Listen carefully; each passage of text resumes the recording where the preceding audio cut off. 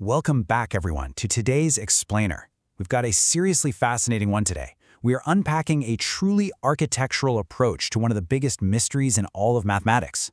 We're going to be looking at the mechanical framework of something called gate B, the closed-loop spectral operator, and a wild concept known as the spinning mirror.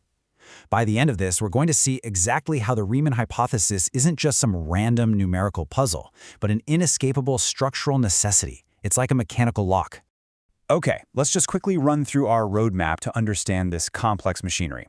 We'll start with the closed-loop resonance, then move on to building the spinning mirror. After that, we'll hit the lossless unitary seam, followed by supercritical contraction off seam, and finally we'll wrap the whole thing up with the shape-fit exclusion. All right, part 1. The closed-loop resonance, why the arithmetic engine is incomplete. Let's start by looking at why the arithmetic engine, just on its own, kind of falls short.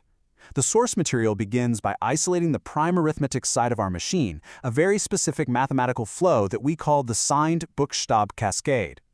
Now you might be asking yourself, how does a one-way path create sustained resonance? Well, the mathematical literature tells us the Buchstabe cascade acts as a one-way propagator, right? It decreases scale and advances the threshold of roughness. But here's the fatal flaw. A one-way triangular path is mathematically nilpotent. Basically, it's a mathematical dead end. Its determinant is exactly 1, which just means the energy passes through and completely vanishes. Because it's a one-way trip, it absolutely cannot sustain resonance on its own, eigenmodes, and therefore the zeros of the zeta function we're hunting for simply cannot live in a one-way system. The loop literally has to be closed. So how do we fix this? We need a highly specific metabolic loop to take that one-way path and turn it into a closed-loop system that can actually support a zero. It happens in 4 steps. First, we get the forward arithmetic runtime. Second, a mirror return over to the opposite fiber. Third, a reflected forward runtime. And then fourth, a final mirror return right back to the origin. If a zero existed off the critical line, it would represent a perfectly self-sustaining version of this exact round trip. Moving right along to section 2, building the spinning mirror, the dynamic return edge. This is where we get into the exact mechanism that actually makes this closed loop possible. To connect our arithmetic flow, we desperately need an analytic return edge. For decades, mathematicians have looked at the functional equation of the zeta function as just a static, algebraic identity. But here, it's utilized as a dynamic return map, a spinning mirror.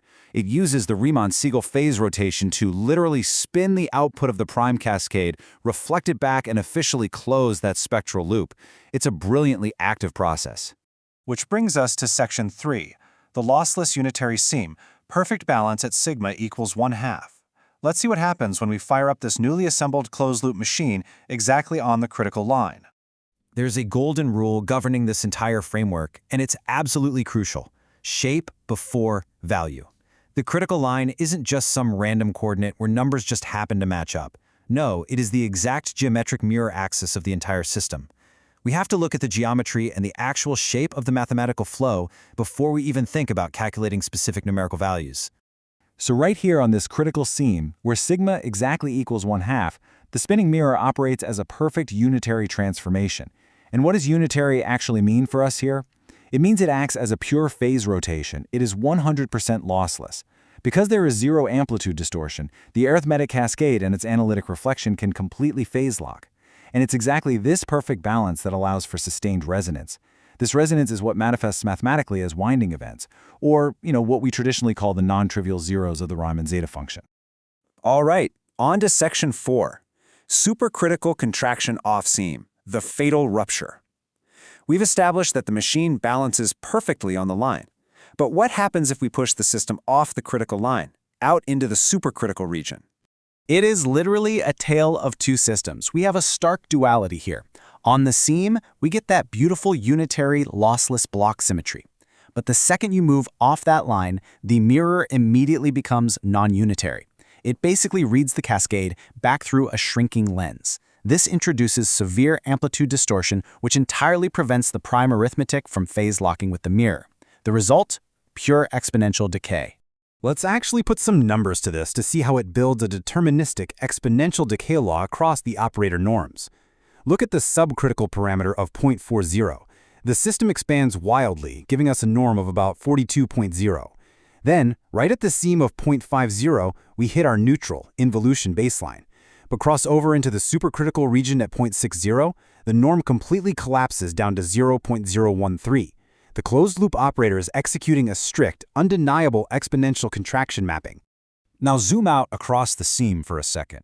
The operator norm drops from nearly 2400 at sigma 0.30 all the way down to a microscopic 0.0002 at sigma 0.70. That is a staggering 10 million-fold contraction. 10 million! This massive, precipitous drop fatally ruptures any chance whatsoever of the system sustaining an offline resonance. The amplitude of any hypothetical offline zero simply gets crushed to zero. There's no surviving that drop. And finally, Section 5, the shape-fit exclusion, the mechanical lock. This is the big payoff.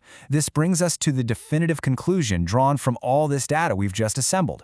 Here is the absolute bottom line. A zero off the critical line strictly requires a self-sustaining shape loop between the arithmetic flow and the mirror return. But because of that massive 10 million-fold supercritical contraction we just looked at, the off-seam reflection is geometrically incompatible with the forward cascade. The operator executes a pure exponential contraction, which means the mathematical kernel is entirely trivial. It is physically, structurally impossible for the shape to loop back on itself anywhere off that line.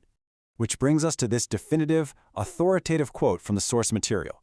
By shape-fit exclusion, the Riemann hypothesis is locked by mechanical necessity. Let that sink in. The zeros aren't sitting on the critical line because of some random numerical coincidence. They are there because the line is the unique topological ridge of non-destructive resonance within the entire system. Try to put a zero anywhere else, and the machine simply crushes the input. And that leaves us with, honestly, a mind-bending question.